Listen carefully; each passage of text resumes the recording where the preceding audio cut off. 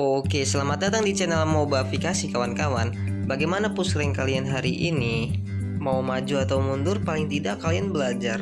Dan di sini gue bakal melanjutkan pembahasan kita di video sebelumnya tentang hal apa saja yang harus diperhatikan ketika bermain Mobile Legends. Bila di video sebelumnya gue ngasih poin-poin penting yang harus kalian pahami sebelum kalian masuk ke dalam game, seperti kenal hero dan role, kapan hero tersebut bisa dimainkan, dan di pembahasan kali ini gue akan menjelaskan poin-poin penting di in-game yang harus kalian pahami. Tanpa berlama-lama lagi, kita masuk ke dalam pembahasannya. Yang pertama, kenal dengan lane hero kalian. Lane adalah elemen dasar dan penting di dalam MOBA yang harus kalian pahami setelah kalian pick hero dan role kalian apa. Langkah berikutnya, kalian menentukan lane hero kalian sesuai dengan fungsi hero kalian di dalam tim. Lane di MOBA terbagi menjadi 3, yaitu mid lane, god lane, dan EXP lane.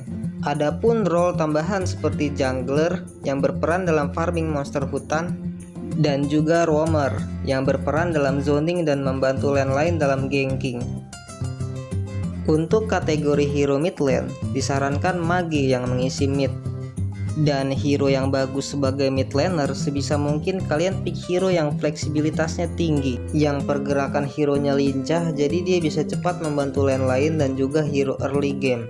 Dan tugas mid laner itu menekan hero core lawan dengan cara ganking, dan sebagai penyeimbang lane lain agar tidak kalah laning dengan hero lawan. Sebagai mid laner yang baik, haruslah player yang penguasaan makronya tinggi dan decision making yang baik, sehingga peran mid laner di dalam tim sangatlah vital. Gold lane adalah lane yang lebih banyak perolehan goldnya dari lane lain.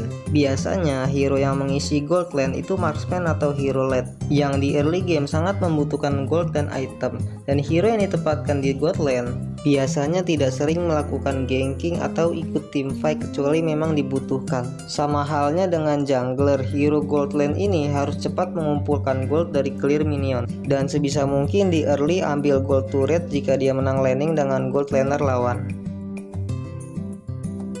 EXP lane adalah lane yang perolehan EXP-nya lebih tinggi, biasanya diisi fighter atau tank yang di early game tidak begitu butuh item tetapi bisa ikut war. Dan EXP lane ini dekat dengan respawn turtle pertama, yang dimana hero EXP lane ini haruslah hero yang kuat di early game, sehingga dia bisa open vision untuk tim bila tim lawan ingin merebut turtle.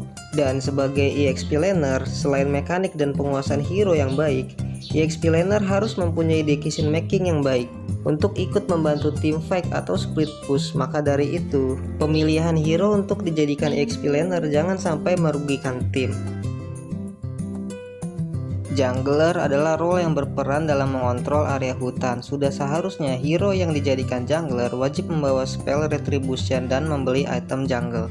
Biasanya hero yang dijadikan jungler dari role assassin karena dari segi kecepatan farmingnya dan juga kelincahan hero-nya, sehingga dia bisa cepat farming tanpa bantuan hero lain. Bisa juga marksman yang dijadikan jungler, tapi lebih baik marksman ditempatkan di gold lane karena perolehan gold lebih banyak clear minion dari monster hutan. Dan yang harus kalian ketahui, bila kalian menjadi jungler, jangan sekali-kali kalian clear minion di bawah 5 menit pertama karena rugi. Gold dan EXP yang didapat dari clear minion sangat sedikit. Lebih baik gold dan EXP minion kalian kasih ke rekan kalian. Roamer adalah role yang tugasnya membuka map untuk core, menjaga tempo ganking, dan membantu lane lain. Hero yang cocok untuk menjadi roamer dari role tank dan support, bisa juga assassin yang dijadikan support, tetapi hanya assassin tertentu saja yang memiliki skill yang bisa membuka map seperti trap Selena. Dan roamer wajib membeli item roam karena lebih baik gold dikasih mid laner dan core lainnya. Dan sama halnya mid laner, seorang roamer juga harus memiliki kemampuan makro atau penguasaan map yang tinggi, sehingga roamer harus sering memberitahukan kondisi match ke tim.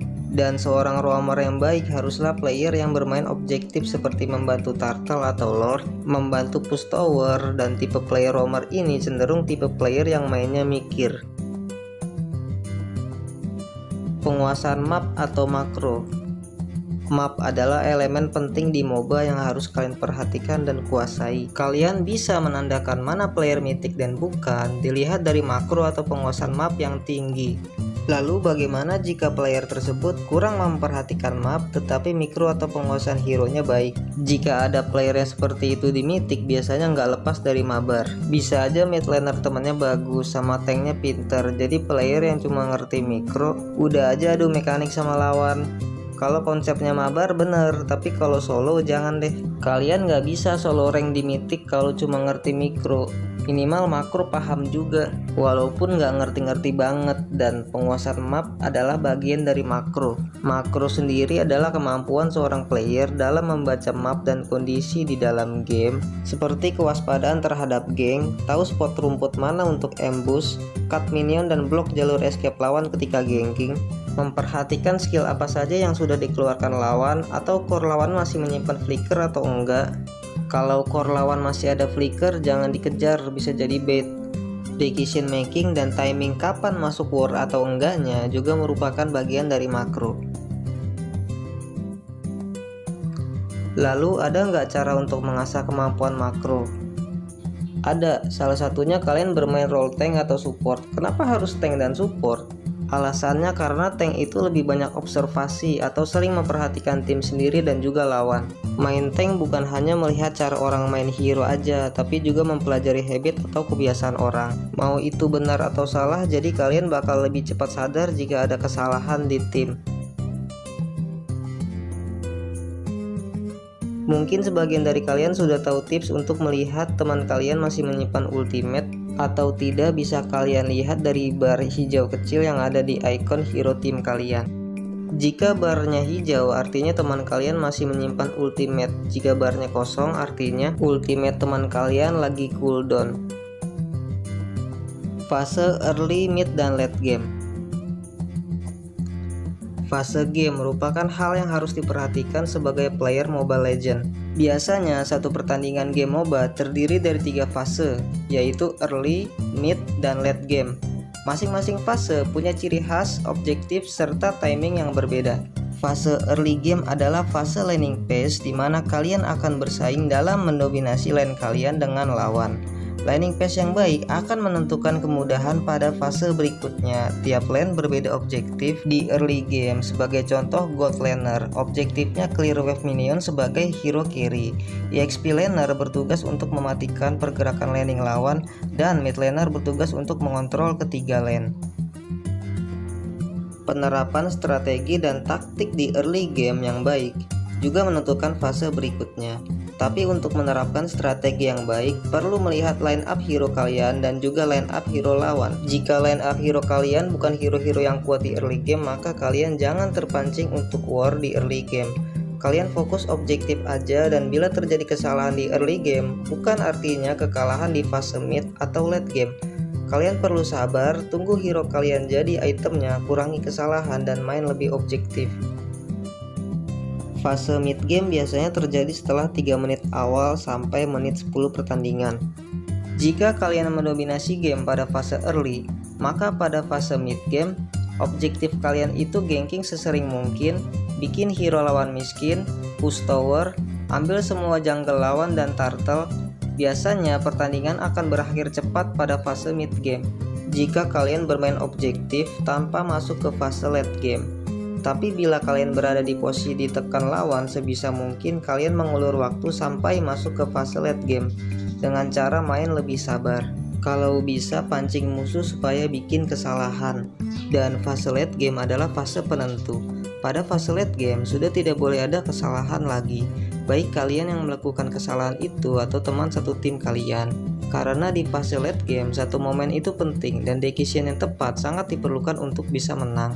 Hero yang kuat di late game juga sangat berpengaruh pada fase ini. Jika kalian melihat line up hero lawan terdapat banyak hero late game, sebisa mungkin kalian harus memenangkan pertandingan sampai fase mid game.